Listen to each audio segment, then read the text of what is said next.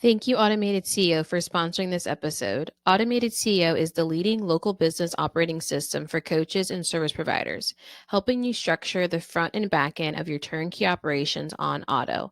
Collaborate with their chief operations officers to transform your business in just 6 months. Whether you're looking to sell your business or simply find a life outside of your business, partnering with a virtual COO can make that possible. So, we have transitioned from the conventional dog walking to walk and train service. So, this change really wasn't about rebranding, it was about ensuring that our business remains viable and profitable in today's economic climate. And so, for years, the standard rate for dog walking has been between $15 to $20. That was for a 15-minute service up into a 30-minute service. And then we talked about post COVID, we upped it to $30. So, anyone in Automated CEO program knew that we had been talking about the 15-minute for $15. That had been going around for years, always. But for some reason, the 30-minute service was significantly lower.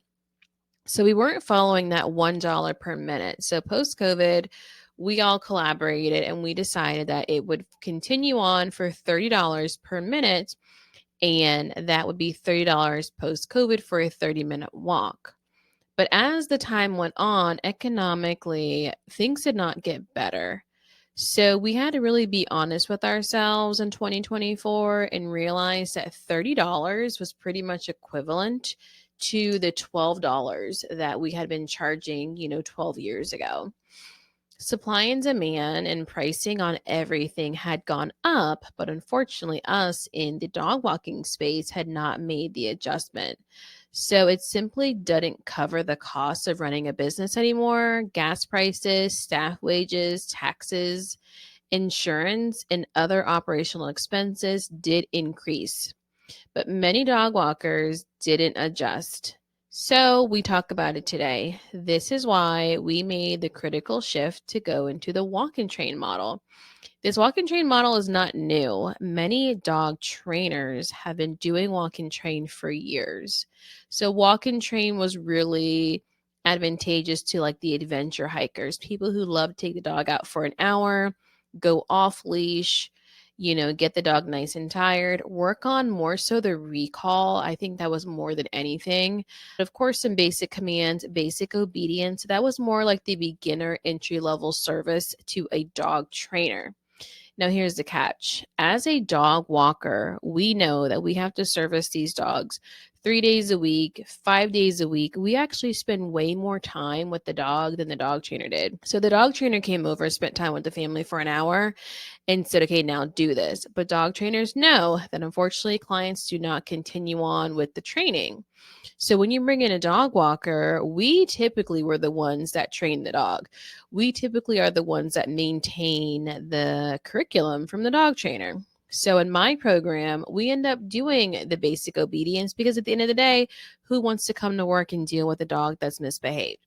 So we did all the basic commands: the sit, stay, down, leave it, drop it, crate. We even did heel sometimes. And those were activities of a dog trainer, not a dog walker. And so we always think about like dog walkers who typically just let the dog out, go potty 1+2. But a lot of us have been rebranding our messaging saying that we're not just a standard walk around the block dog walker. When in reality, that is the definition of what a dog walker does. It takes the dog around the block and lets them go to potty and comes back in. That is a dog walker. So many of us can agree that we essentially were always dog trainers because we were the ones training the dog. So we have since gone solely into the walk and train model. All of our clients who work with us in Automated CEO had made this shift as well, just because we realized repackaging our service to follow the walk and train actually was in alignment with what we were doing anyways, as we said. So we saw that we can actually provide more value. We can charge appropriately for our service, and we can articulate that same value back to the customer. Now, when customers are seeing dog walking, a lot of people are afraid to raise their rates. It's just something we've gone through as an industry as a whole. Very frustrating for sure, especially someone who Charges high ticket often came from a world of high ticket. And then to love on animals, we had to reduce our rates. So that was a thing in itself. However, as a dog walker struggles with charging more because they're comparing themselves to like a 12-year-old or a high school kid that can come walk the dog, they refrain from increasing rates. When we move out of the dog walking space and now come into dog walk and train, we're essentially competing against trainers. But most trainers who take pride in their work, they really focus on changing some of the activities that the dogs do, some of the more challenging things that owners can't handle on their own. So the walk and train typically comes in with the puppies, and they come in for like new rescues, and they come in for potty training. That's going to fall in the obedience training. So essentially, it's not about combining the traditional dog walking service with basic obedience training and leash manners. Instead of just dog walking, we're teaching them all of their commands while they're actually on the service. So it adds significant value for pet owners who want well-behaved dogs, but might not have the time or expertise to train them themselves. So now on the walk and train model, we're suggesting starting at $65. That's nothing crazy from what is happening right now.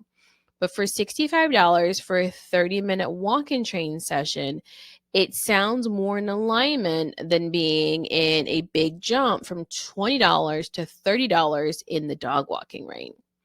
So it is justified, and it's for sure necessary to keep up with paying your employees, keeping them to stay with you, stay reliable, and giving them somewhat of a living wage.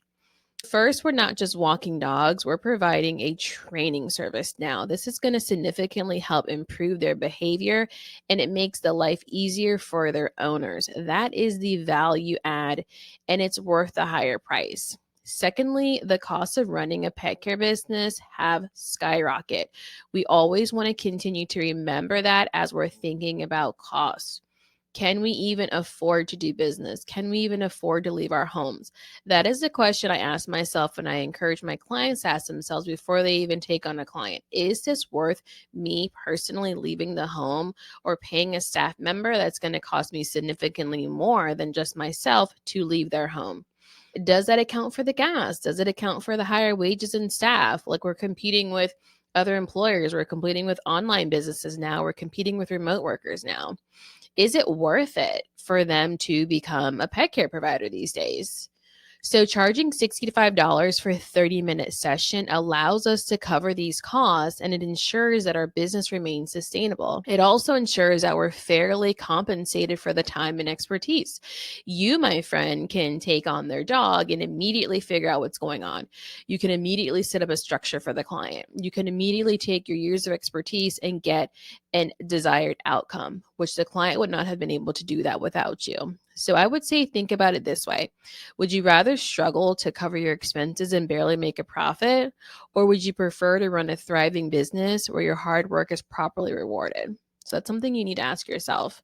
So by shifting to the walk and train model, we can do the same work we've always done, but now we're paid appropriately for it. I urge all dog walkers to make this shift in 2024 and beyond. If you don't make this shift this year, it's definitely something you want to think about. Remember this podcast episode and put it in the back of your head.